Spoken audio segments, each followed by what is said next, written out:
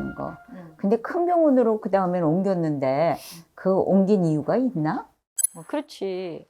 동네 병원을 내가 한 11년을 넘게 다니면서 일주일에 한 번씩 먹는 그 골다공증 약을 먹었는데 선생님이 고개를 갸우뚱하시면서 도저히 이건 차도가 없다고 큰 병원으로 가보는 게 낫겠다고 하셔가지고 그래서 옮기게 된 거였거든. 병원 옮기고 나서 둘째 덕분에 우리도 검사를 하게 됐잖아. 그게 유전적인 요인이 많다고 저기 이유미 교수님께서 말씀하셨기 때문에 우리가 뭐 특별하게 골다공증 때문에 병원에 간 적은 없었는데 어쨌든 둘째 덕분에 일찌감치 치료를 받게 돼서 덕을 많이 본 거지.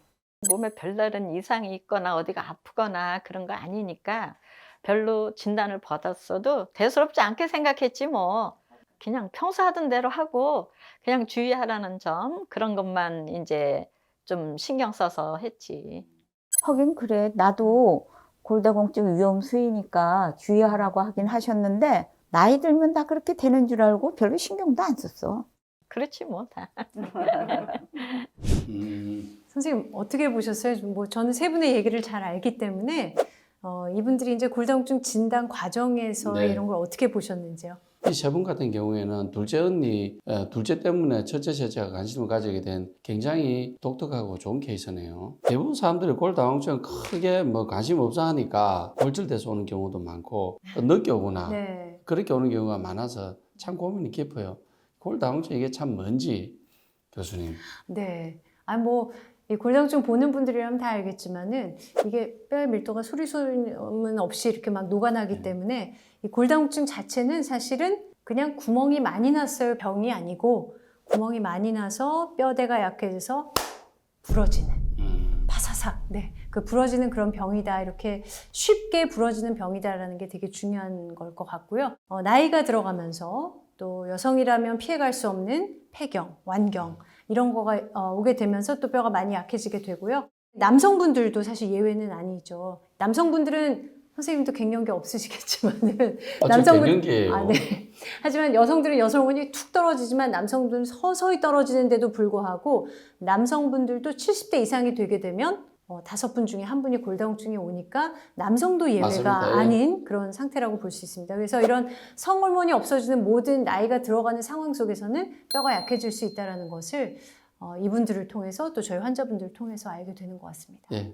이제 원인이나 이런 거 보면 이제 나이가 중요한데 여성 같은 경우는 여성 호르몬이 확 변하니까 50대부터 좀 잘 오죠. 그죠? 다음 계속 볼까요? 재밌는데. 처음 골다공증 그 진단 받은 거는 한 15년? 15년 정도 됐어요. 동네 병원 다니기 시작했으니까. 동네 병원을 11년 정도 다니고 세브란스를 한 3년 좀 넘게 지금 다니고 있거든요. 골다공증 치료받은 지는 2년 조금 지난 것 같아요. 작은 언니 골다공증 치료받는 병원에 따라갔다가 얼떨결에 검사도 하고 유전이 다 있다고 해서 그때부터 교수님한테 골다공증 치료를 받기 시작했습니다. 그러고 보면 내가 골다공증 치료를 제일 먼저 시작하고 지금도 받고 있네. 그렇네. 나랑 셋째는 그동안 조심하라는 얘기만 들었지 치료받을 생각까지는 안 했는데 이유미 교수님께서 엑스레이를 한번 찍어보라 그러셨잖아. 찍었더니 두 군데 골절이 있다고 나와서 깜짝 놀랐지. 아유, 진짜요? 걱정했겠네. 근데 가만히 유증상 골절이 생각해보니까 많으니까. 그게 오래전에 세탁기 이동하다가 한번 다쳐서 고생한 적이 있었는데 아마 그때 다쳐서 골절이 생겼던 것 같아. 힘이 장사였네. 세탁기 들다 그랬더니. 근데 나는 언니보다 나이도 어린데 내가 제일 먼저 골다공증이 오고 그리고 상당히 심하다고 교수님이 말씀을 하셔가지고 그 좀 기분이 그러네 그거는. 나도 병원에 가서 엑스레이를 한번 찍어봤더니 3번 유튜브에 압박골절이 생겼다 그래가지고 나도 깜짝 놀랐어. 나이도 제일 예전에는 건강검진하러 다닐 때도 그냥 골다공증에 대해서 이렇게 심각하게 생각한 적이 없었는데 그런데 이유미 교수님 만나고 이제 골다공증에 대해서 이제 주의하게 되면서 정기적으로 치료를 받게 되었지.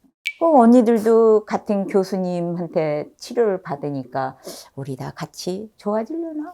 어쩌려나? 같이 좋아져야지. 아, 선생님, 이 자매분들 대화 들으시면 참 흥미로운 거를 볼 수가 있는데, 맞네요. 예. 네, 사실 골밀도로 나이를 보면 다 안 맞아요. 예. 근데 저희가 엑스레이를 찍어보니까 숨어있는 압박골절이 첫째 분, 셋째 분, 나중에 오신 분들도 있었거든요. 여성 호르몬이 뼈를 갖다가 생성시키고 그다음에 흡수하는데 균형을 맞춰주는 건데 이 골양이 이분들 같은 경우는 20, 30대가 피크를 치는데 네. 이 피크를 치고 50대 되면 이제 여성 호르몬이 감소되면 갑자기 줄게 되거든요. 그렇다 보면 네. 나이가 들어서 여성 호르몬이 없어져서 골다공증이 잘 생기니까 나이하고 관련이 있다고 볼 수 있는데 그런 총론. 네. 강론은 그럼에도 불구하고 그 20, 30대에 얼마만큼 내가 뼈를 잘 가지고 있느냐에 따라서 그렇죠. 조금씩 빼쓰는 거니까. 네. 그죠? 그래서 사실은 저희가 이제 어릴 때부터 관리를 잘 해야 맞습니다. 되는 건 예. 하는데, 근데 우리나라에서 과연 골다공증이 얼마나 되는지 선생님 많은 분석하셨잖아요. 해봤죠. 아, 네. 좀 커닝 페이퍼. 예, 고맙습니다. 네. 우리 이제 이 골대사학회에서 진짜 그래요. 이게 대충 말해도 되는데 수치는 좀 정확해야 되거든요. 아, 네, 네. 그럼 그래서 빨리 말씀해 좀 주시죠. 이해 좀 해줘요. 아, 네. 그래서 우리가 골다공증 통계를 보면 50세 이상 여성 10명 가운데 3명이 골다공증을 가지고 있어요. 아. 정확히 말하면 37%. 아, 그러면 저희가 예. 둘 중에 하나에 얼추 맞네요. 당연하죠. 그리고 이제 70세 이상이면 68.5%. 아, 네. 그래서 굉장히 이제 70%. 네. 10명 중에 한 7명은 골다공증이 있어서 굉장히 높은 수치예요. 이렇게 유병률이 높은데도 저희가 당뇨나 고혈압 같은 그런 병에 비해서 굉장히 좀 가볍게 생각하는 경향이 있는 것 같아요. 그 골다공증이 되면 증상이 없다고는 하지만 사실 증후는 있죠. 맞죠? 예. 키가 좀 줄지 않습니까? 당연하죠. 키가 예. 줄고 예전에 뭐 저 영화에서도 보면 꼬부랑 할머니 그게 그냥 되는 게 아니라 척추가 압박골절이 오는 건데 그래서 이분들도 사실 척추 압박골절이 있는 거를 발견해서 저는 이분들을 꼬부랑 할머니로 안 만들 예정입니다. 예, 아마 교수님께서는 안 만드실 거예요. 잘하시니까. 이게 이제 참 안타까워요. 골다공증 검진을 미리 받고 네. 미리 치료하면 골절 잘 예방할 수 있는데 언제 받을 수 있죠? 선생님 아이, 국가에서 해주는 건? 여성은 만 54세, 아, 54세.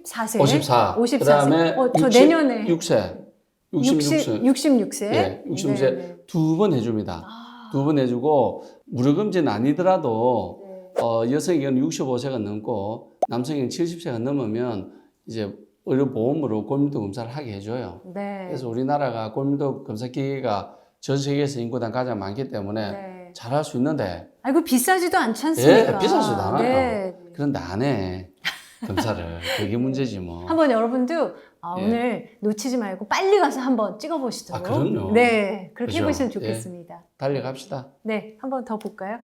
한 40대 후반이었던 것 같아요. 그때 좀 뭐가 안 좋아서 병원을 가게 됐는데 골밀도 진단을 받아보라고 해서 했는데 그때는 그렇게 나쁘진 않았어요. 경계선보다는 약간 우쪽에 있었는데 선생님이 한 2년에 한 번씩 받아보면 좋겠다 해서 그때부터 그렇게 꾸준히 받기는 했어요. 내일 교수님 만날 때 기분이 어떨까? 걱정되지 않을까? 글쎄 걱정되긴 하지. 근데 그동안에 꾸준히 뭐 치료받고 했으니까 나름 좋아졌다고. 그렇지. 나도 기대는 하고 있는데 기대하고 있지. 어떻게 될지 모르겠네. 요 이제 좀 있으면 결과 나오겠군요. 네, 네. 기대됩니다. 아, 네. 근데 골밀도 검사하면 네. 이게 주사 맞듯이 뭐 어디 뭐 아프거나 아니, 너무 쉬워요. 오래 걸리지 5분. 않나요? 5분? 딱 5분. 네. 아. 제가 아까 바로 가서 하시자고 네. 그랬잖아요. 네. 5분 걸리는 데다가 여러분들이 또 엑스레이 조사를 되게 걱정하시는데 맞습니다. 예. 그 방사선 양이라 하면요. 저희가 요즘 여행을 못해서 그렇지만 한국에서 미국 가는 비행기에서 받는 그 정도. 그러니까 정말 뭐 어차피 생활에서 받는 저희가 뭐 가슴 엑스레이, 흉부 네. 엑스레이 찍는 것보다도 훨씬 적고요. 그래서 짧기도 하고 또 별로 위험하지도 않고 그래서 저희가 사실 이런 그 뼈문 뼈답 시리즈가 또 사실 네. 전작에 많이 촬영을 해놨는데 거기 골밀도 검사 파트를 한번 보시면 좋을 것 같습니다. 홍보까지. 네네네. 예, 맞습니다. 교수님 말씀처럼 이게 간단한 검사이니까 많은 분들이 오늘 이 영상을 보고 검사를 잘 챙겨서 미리 또 주기적으로 검사를 잘 받으면 좋을 것 같아요. 네. 그렇게 해야죠, 교수님. 네, 네. 그래서 저희가 쉽기도 하고 미리미리 예방해야 좋기 때문에 이제 오늘 강조를 드렸고요. 이제 주기적으로 자기 뼈 상태를 잘 보고 검진을 잘 받으면 될 것 같아요. 네. 그죠? 골다공증성 골절로 문제가 되고 입원하게 되면 비용이 훨씬 많이 드는 거죠. 맞습니다. 선생님? 네. 네. 아, 그러면 이제 이분들이 어떻게 치료받았는지 네. 제가 좀 너무 자랑 좀 궁금해요. 하고 싶은데. 네, 너무 궁금해요. 네, 그러면 이분들의 치료에 대해서 한번 네, 가보겠습니다. 빨리 보여주세요. 네, 네. 고고!